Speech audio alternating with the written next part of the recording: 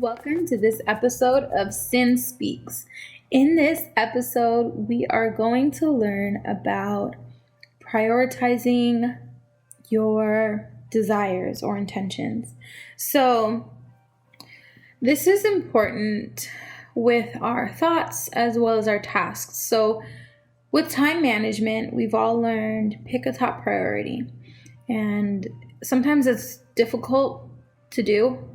We'll use work for an example. If you have a leader that says, hey, I have 40 tasks and all of these tasks are urgent. I need you to complete all of them, all 40 of them. You are going to get extremely stressed out. You are going to feel overwhelmed. And whatever your reaction is to stress is going to take place. So you're going to either go into panic mode, you're going to shut down, however anxiety shows up for you, that's what's going to happen. If you are a leader or a manager, think about that when you're giving tasks to your team. If you're giving them 40 things to do and you're telling them that all of those 40 things are priority one, you're overloading your person and they're not going to show up for you as well. So you want to make sure that you are actually dividing that up a little bit and giving them top priorities. Hey, these are the top 3 priorities. I say 3 is probably the best number. If you have a really high performer, you can give them top 3 and then the next set of 3, if they finish on time and you're not going to be available to guide them, I would give them, hey, all of these 40 are important, but these are your top 3. Give these top 3 hours and then knock out as much as you can, and then let's see if we can move you on to something else. Something like that. It helps your person, your team member, your employee to structure their day, but also give them a task that they can actually receive and actually achieve and actually excel at. You're setting them up for success. If you give your team 40 tasks and you say that they are all priority 1, you are creating a situation in a scenario in which your person is set up to fail. No person can handle 40 priority 1 tasks at once. That's not realistic. Give them the 40. Let them know, hey, in context, we got to get all these 40 done, but these are the top 3. Knock these out. Let me know when it's done. That is an effective way to lead. Now, when you're looking at your life, an effective way to lead your life is very similar. You have to prioritize the things that you are manifesting or growing or your intentions for your life. You have to prioritize them. You have to pick a priority 1. You always have to have a priority 1. You have to have a top priority.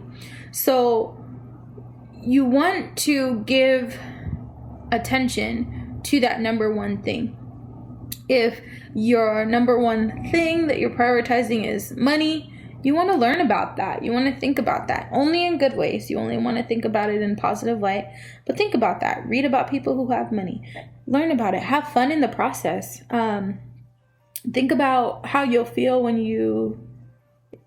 how it feels to have money, not how it will feel when you have it. Because if you acknowledge that you don't have it, then you're focusing on the lack. But think about that feeling of having money, how good it feels to have money, how good it feels to get money, how good surprise money feels. Surprise money is fun. Think about it like that. When you do that, you are guiding your team of spirit supporters on the other side, or however you believe for them to show up for you. But you're guiding your spirit team on where to go and what to do. And you're giving them a top priority. So it's the same thing as leading a team of employees. You have to give them a top priority, maximum top 3 in a leadership scenario, but in a spiritual scenario, in a scenario where you're working on your life, you want to give a priority 1. And you can have 3. I say no more than 3, but really a priority 1 is so important because it gives your team something to knock out before you move on to the next thing.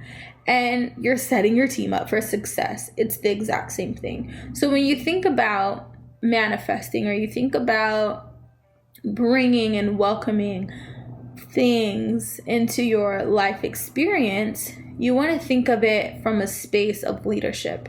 And when you are working on bringing this thing into your life or manifesting it, you want to make sure that you are thinking about the fact that you are leading a team of spiritual beings that are on your side, helping you bring this to life. So, if you are working on it and you're working on it from that perspective, you'll move differently. If you write a list of all of the things that you want in a man or a woman that you're working on manifesting, and you're working on bringing the love into your life, and if you write a list down and then you make changes every day, you're delaying your own timeline. So it's really important that you don't make changes that often, and you get really clear in the beginning on what you're looking for.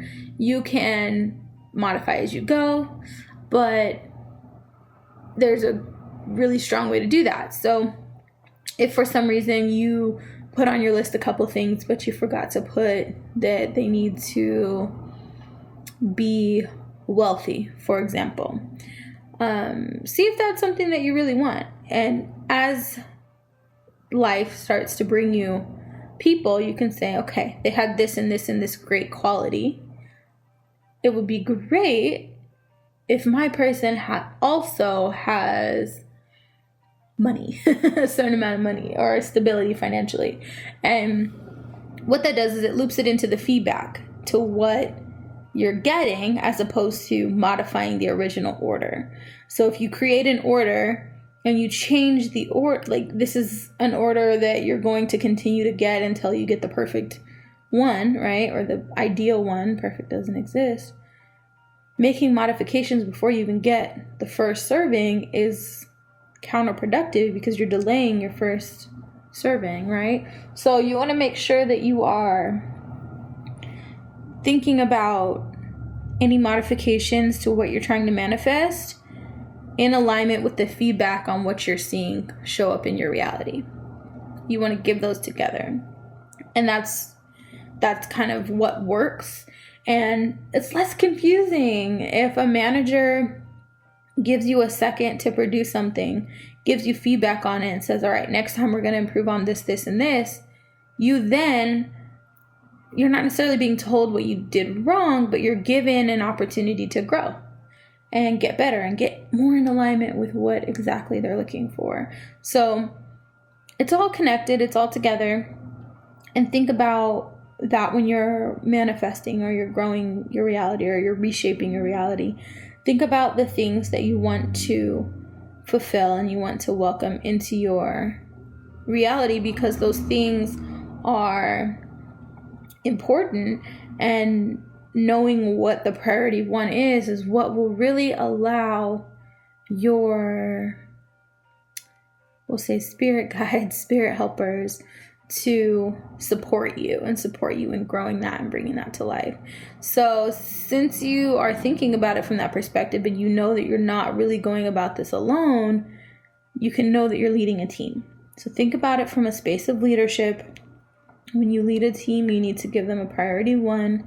Yeah, it's great to have all of the 40 things manifested right away, but it's a lot more comfortable to set your team up to be successful, and that's better for them. And then your outcome will be a lot better. If they're excited about what they're bringing to you, they're going to put a lot more pride into the work that they're putting in. Think about it like that. I'm so excited for the ability to bring these episodes to you guys. These are fun. This one's fun. Attracting things into your life, like, that's exciting.